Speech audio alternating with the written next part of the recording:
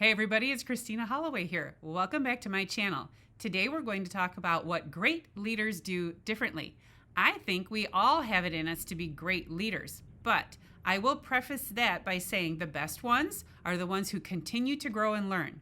But more on that in a minute. Real quick, if you enjoy this content and want to learn more about how to make power moves in your career, make sure to follow my channel. All right, so let's get started. The first thing great leaders do, and something you should start incorporating right away, is to listen actively. Now, this goes along with fostering open and honest dialogue within your team. It's about being a great communicator. Now, I've gone deeper into this in a few of my videos, but here's the point. Effective communication isn't just about telling people what to do in a clear and concise way. It's also about being present in the moment so you understand exactly what's going on. If you've ever been on the receiving end of someone who interrupts you by saying, "I think I know what you're going to say here, and I'm just going to stop you right there before you finish." Seriously? That's the opposite of being present in the moment, and it is not an example of active listening at all. Along with being in the moment, a great leader is going to listen actively. These two communication techniques work together. What does active listening sound like? Well, that might be a funny question, but actively listening does make a sound. It's the responses to new information that draw you further into the conversation. What do you mean by that? Tell me more. What kind of research have you done? Who else have you worked with before coming to me? Where are you in problem solving this situation?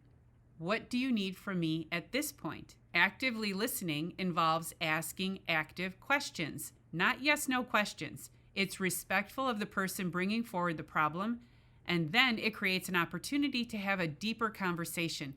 Don't go into problem-solving mode right away, because I think that's where people miss an opportunity for active listening. Another thing great leaders do very well is stay calm under pressure.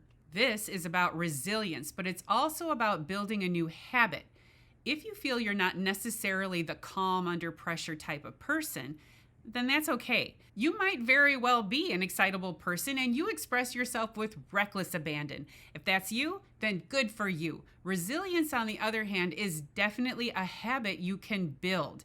That allows you to use your enthusiasm like a dial. It gives you the opportunity to dial up the enthusiasm when necessary and dial down the excitement when it doesn't serve you well. Leaders have this figured out, and they know how to use their resilience in certain situations.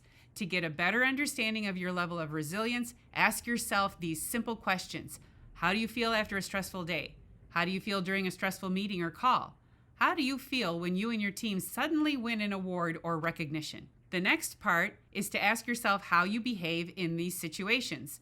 During stressful events, are you able to find an outlet for your frustration, or are you one of those people who lets it all out to the first person you come across? Are you able to redirect your frustration into something productive? For example, a setback could be deflating, or it could be an opportunity for a course correction. What do you do in that situation? Whine about it to others, or create a new course to stay on track? Now, I'm not saying don't have an outlet. I'm saying find an outlet that doesn't have a negative impact on the people around you or your career development. That leads me to my next point. Great leaders lead with empathy. Here's an example. My client brought this situation to me the other day. 2 of her team members misunderstood their roles and responsibilities on a certain project. So, before she jumped in to solve it, she asked what she was missing, because one of them came to her and expressed frustration.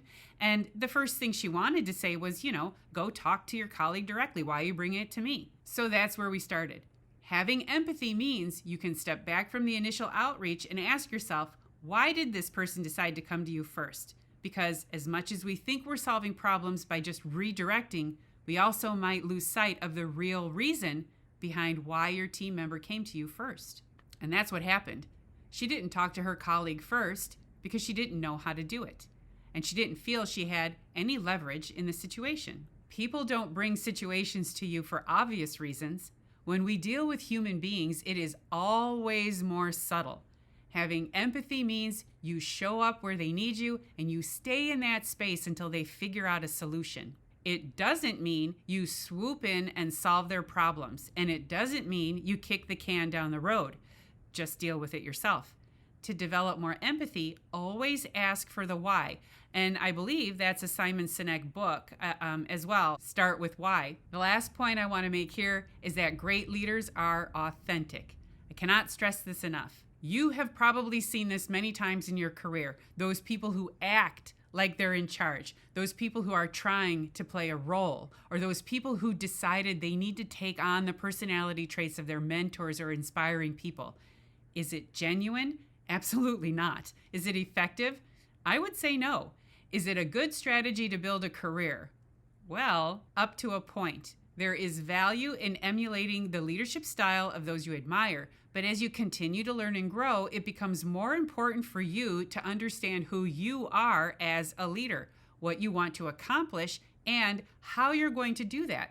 In order for that to happen, you actually have to stop emulating other people at a certain point and start filling in those gaps with your own genuine, unique approach to leading. That means, do I lead with compassion? Do you consider yourself a servant leader? Are you an organized leader who drives progress? Go with that. That was me for a long time.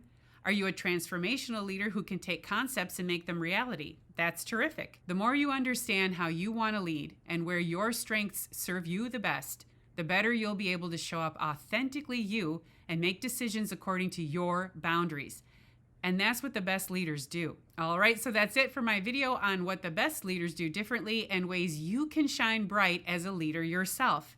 If you have experience with any of these techniques, please feel free to share your experiences below. I would love to hear about them. And if you enjoyed watching this video and you found it helpful, make sure to check out my Succeeding as a New Manager playlist. And don't forget to subscribe to my channel so you never miss another video from me. Thank you for watching, and I'll see you in the next video. Bye.